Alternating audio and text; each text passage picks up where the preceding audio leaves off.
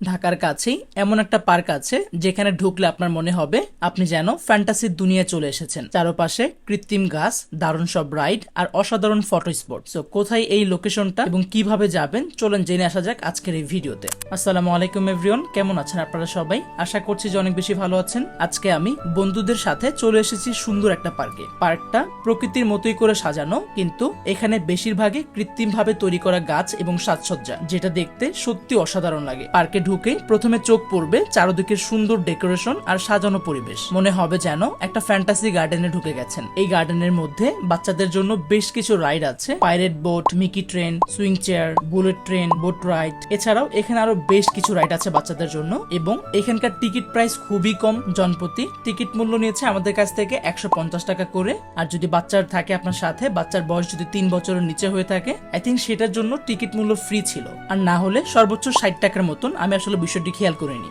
আমার কাছে মনে হচ্ছিল এই জায়গাটা ফ্যামিলি নিয়ে আসার জন্য সুন্দর একটা জায়গা, কারণ প্রতিটা ফ্যামিলিতে ছোট ছোট বাচ্চা থাকে, এবং আপনারা যারা চাচ্ছেন বাচ্চারা ঘরের মধ্যে বসে সারাদিন ফোন টিপছে বা টিভি দেখছে, তো সেই জায়গা থেকে তাদেরকে একটা ছোট্ট রিফ্রেশমেন্ট দিতে চান, আমি বলবো তাদের জন্য এই জায়গাটা অনেক বেশি সুন্দর। কারণ ছোট্ট একটা জায়গার মধ্যে বাচ্চাদের জন্য অনেক বেশি খেলার আইটেম করা হয়েছে, এবং বিশেষ করে বাচ্চাদের জন্য এখানে সুন্দর সুন্দর কিছু রাইডের আয়োজন করা হয়েছে। সো আমার কাছে মনে হয় তারা এই বিষয়গুলোতে অনেক বেশি এনজয় করবে। এছাড়াও এই পার্কটা শুধু ছোটদের জন্যই না, যারা অনেক বেশি ছবি তুলতে পছন্দ করে থাকে তাদের জন্য এই জায়গাটা অনেক বেশি বেস্ট হতে পারে।